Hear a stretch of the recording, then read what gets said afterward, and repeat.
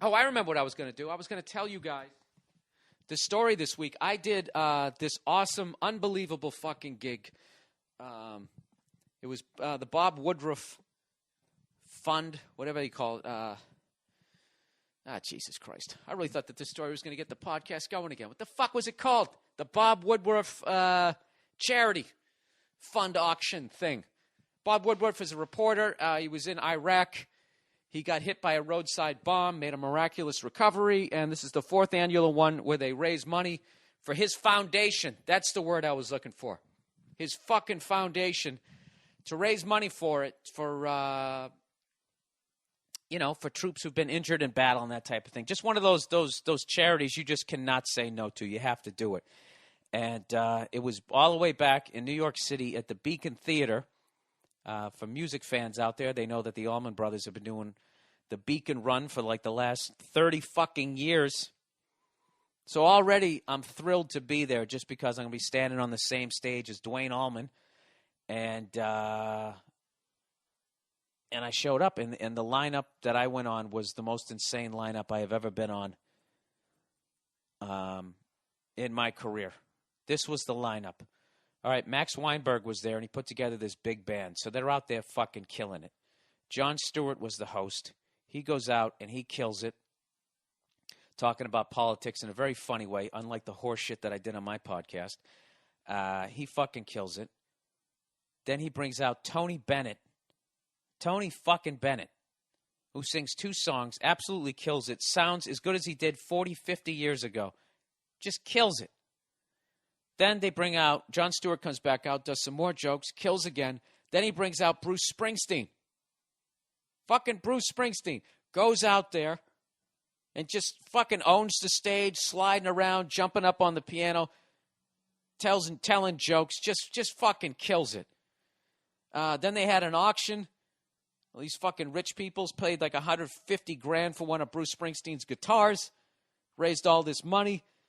Then the second half of the show, they bring out Joel McHale, who had to go on after Tony Bennett and fucking Bruce Springsteen, and he still somehow killed it. Then I went up, and then the final act of the evening was Jerry Seinfeld. What's the deal? Jerry fucking Seinfeld, the king, the master, right? And I'm on stage when I went out there, and my whole nervousness of the night was not going on after those people. My nervousness was the fact that nobody had said fuck yet. And it was a benefit, and people talking about tragedy. And I was going to go out there, and my opening bit was talking about, hitting women. So I'm backstage just like mind fucking myself, going, God, it's going to be too harsh. I shouldn't curse. Jerry's going to get mad at me. The second I curse, he's going to look at me like I'm not even a comedian, and I so badly want his fucking approval, So I'm sitting there freaking out. And finally, my agent just goes, dude, you see what Springsteen just did?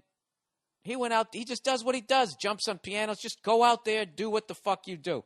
I was like, you know what? You're right. You're right. So I went out there, and I didn't say fuck as much as I usually did. But I went out there. I did my hit by women, hitting women, all that type of shit. It fucking killed. And when I get off stage, I'm walking, and Jerry's going on next. So I'm walking off the stage, and there he is, fucking Seinfeld.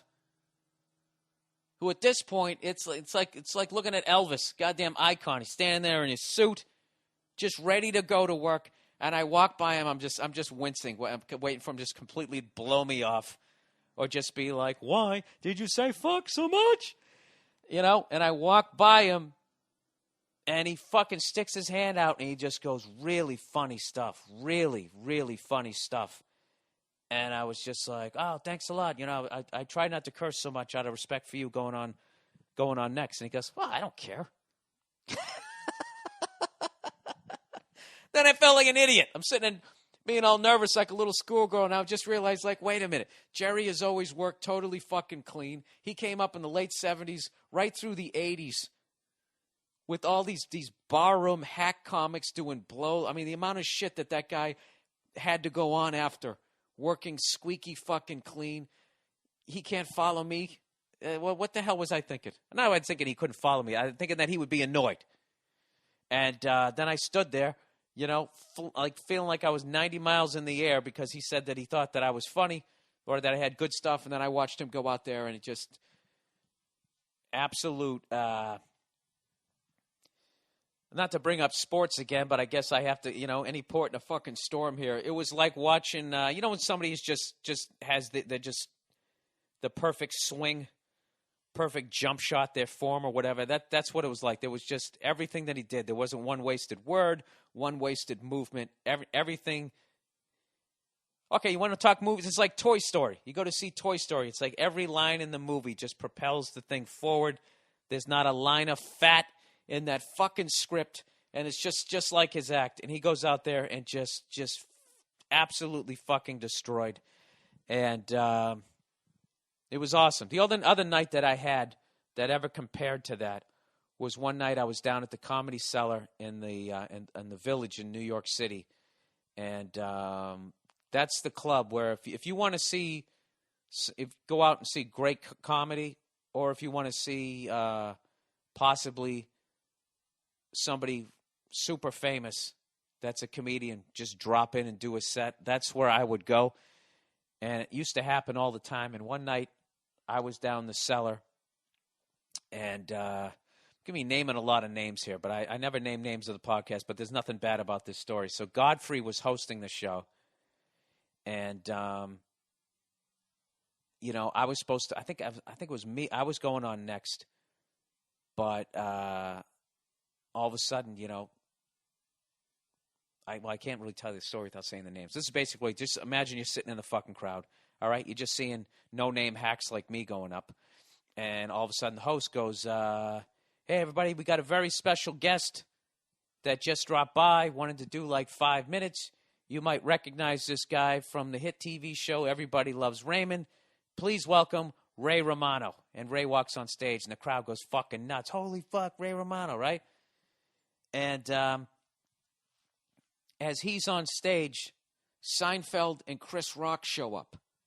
And they also want to go on. All right? This has happened once in 20 years of me doing stand-up. This was the most unbelievable night, right? So they go downstairs. Ray Romano finishes. So Godfrey goes back up, and he kept doing these great intros that was making the crowd lose their shit. He goes, keep going for Ray Romano. He goes, all right, we got another special guest just dropped in. You might recognize this guy from the Chris Rock show. Please welcome Chris Rock. And then the fucking place, standing ovation. Holy fuck, we got to see fucking Ray Romano and Chris Rock. And now at this point, every comic knows that Seinfeld is waiting in the wings. So we're all standing there, huddled down in the little hallway, waiting to watch this crowd lose its fucking shit like those soccer moms on fucking Oprah, right? Chris Rock kills it. Godfrey goes up. Chris Rock, everybody. Crowd is like out of breath from fucking laughing. And then he goes, we had another guest drop by. At this point, people are just like, what the fuck, right? He goes, you might recognize this next guy from the hit TV show Seinfeld. And I hear this guy go, no fucking way, in the crowd. And he goes, please welcome Jerry Seinfeld. And like half the crowd almost fainted. He goes up and just fucking destroys. And like people are like elated. They have like when he's done, everybody's face is just like in pain from grilling, from grinning. I swear to God, this is a true story, right? So Seinfeld ends, and he goes, keep it going for Jerry Seinfeld. He goes, all right, you guys ready for more show? And the crowd's like flipping out. And they go, okay, this next comedian, and the crowd at this point is so goddamn spoiled. I'm standing there in the doorway waiting to go on, and everybody is trying to look around my head for somebody famous to come on, and he's bringing up me. He goes, please, you might have seen him on VH1's I Love the 80s, MTV's Apartment 2F. Please welcome Bill Burr. And I went on stage, and there was a noticeable sense of disappointment at that point when I walked up to the mic. And the only way I got out of it was I just addressed it. I was like, that's right, welcome back to reality. This is what the fuck you paid for. And then everybody laughed and like, all right, he addressed it. He addressed the fact that we're disappointed to see him. And at that point, they kind of went along for the ride. And I swear to God, an hour later, Dave Chappelle went up, and he went up. And that was So that night and the night I just did were the two most unreal nights that I've ever seen in stand-up comedy. I swear to God, that Cellar story, I know it sounds like some bullshit. I swear to God, it's fucking true. And I don't know why I'm thinking that you're doubting it. So if you ever go to New York City and you just want to go out and check out some fucking comics, go to the Comedy Cellar right down on West 3rd and McDougal. Right? I've said that like 9 million times in my life. Flagging down a cab back in the day when you could do 8 sets on the weekend every night. Flagging down the cab with your spot money. Take me to West 3rd and McDougal. Do you want me to take the highway? No, you fucking asshole. It's going to cost me an extra $7. Okay, there's a lot of traffic. All right, you dick. Fucking take the other one, you son of a bitch. What do I care? What do I care? Someday I'll have my own podcast, and I'll be selling ringtones at 99 cents a whack, just raking in the fucking money.